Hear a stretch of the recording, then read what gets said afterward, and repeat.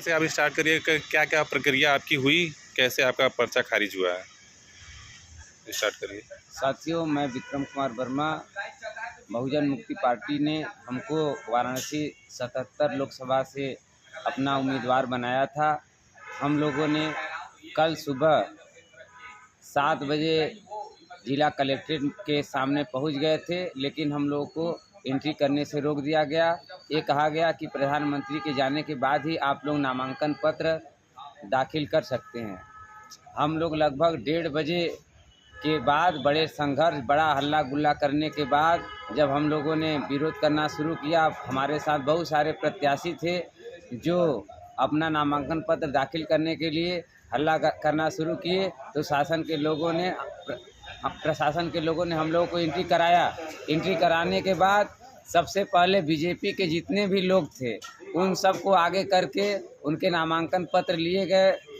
करीब 3:30 बजे के बाद जब प्रशासन को के यहाँ के जिला निर्वाचन अधिकारी को एहसास हुआ कि अब सारे उम्मीदवार जिनका पर्चा दाखिल होना था उनका पर्चा दाखिल न होने के बाद ये धरना प्रदर्शन करना शुरू कर देंगे और ये मीडिया में मैसेज जाएगा कि वाराणसी का निर्वाचन अधिकारी जो है पक्षपातपूर्ण तरीके से बीजेपी का सहयोग करके बाकी लोगों का नामांकन पत्र न लेकर के लोकतंत्र की हत्या कर रहा है। इसको छिपाने के लिए अपने काले करतूतों को उसने हम लोगों को एक साथ 22 लोगों को एंट्री करवाया। एंट्री करवाने के बाद हम लोगों को रात को 8 बजे मुझे बताया गया कि आपके नामांकन पत्र में त्रुटियां हैं। मुझे बताया गया कि आपके बहुजन मुक्ति पार्टी को चुनाव लड़ने से बैन किया गया है, इसलिए आप बहुजन मुक्ति पार्टी के उम्मीदवार के रूप में चुनाव नहीं लड़ सकते। लेकिन आज जैसा कि माननीय जिलाध्यक्ष जी के द्वारा बताया गया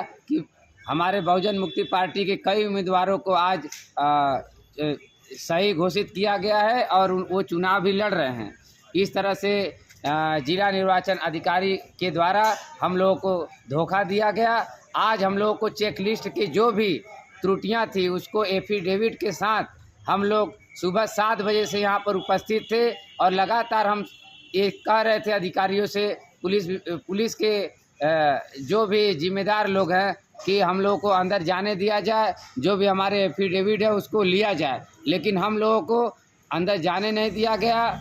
भाजपा विधि प्रकोष्ठ के शशांक त्रिपाठी के द्वारा लगातार ये कहा जा रहा था 7 तारीख से कि जिसको हम चाहेंगे वहीं यहाँ पर नामांकन पत्र दाखिल कर सकता है, उसके अलावा कोई नहीं करेगा। बीजेपी के जितने भी गुंडे टाइप के लोग थे वो सब हम लोगों को लगातार 7 तारीख से ही हम लोगों को परेशान करने का काम कर रहे थे साथियों। और आज हम लोग जब पहुँचे 3:30 बजे के बाद हम लोगों को अंदर भेजा गया। भेजने के बाद लगभग 5 बजे हम लोग को बताया गया कि अब आपका जो एफिडेविट है वो लिया नहीं जाएगा। हम लोग को ज़बरदस्ती रिटर्न निरस्त पेपर पर साइन करवा लिया गया और बताया गया कि आपने सभी जो निर्देशों का पालन आपने नहीं किया, इसलिए आपका नामांकन रद्द किया जाता है, जिसका हम लोगों ने विरोध किया। विरोध करने के बावजूद भी वो हमारी बातों को नहीं सुना गया और चूँकि कुछ लोगों से पता चला है कि प्रधानमंत्री के सलाहकार काकू जी यहाँ पर अंदर बैठे हुए हैं, जैसा वो निर्देश दे रहे हैं जिला निर्वाचन अधिकारी के द्वारा वही काम किया जा रहा है। हम लोगों के लोकतंत्र में जो हम लोगों का चुनाव लड़ने का अधिकार है वाराणसी ज़िले में समाप्त किया गया है। हम चुनाव आयोग को और बाकी हमारे जितने भी समाज के लोग हैं उनको हम कहना चाहते हैं कि जिस तरह से बनारस में लोकतंत्र की हत्या हुई है, नरेंद्र मोदी का ये चुनाव का जो नामांकन पत्र है उसको खारिज किया जाए, उनको गिरफ्तार किया जाए और उनके खिलाफ देशद्रोह का मुकदमा चलाया जाए। और इनके जितने भी गुंडे हैं उनके सारे वीडियो फुटेज भी हम लोगों के पास है, उनको ले करके हम लोग हाई कोर्ट में भी जाएंगे और मुकदमा दायर करके उनको बताया जाएगा कि किस तरह से हम लोगों के साथ भेदभावपूर्ण तरीके से किया गया है। साथियों, बस हम इतना ही कहना चाहते हैं कि लोकतंत्र को बचाने के लिए, देश के संविधान को बचाने के लिए आप सब लोग मिलजुल करके हम लोगों के साथ खड़े होइए, तभी ये देश बचेगा, तभी ये संविधान बचेगा। जय हिंद, जय मूल निवासी। धन्यवाद।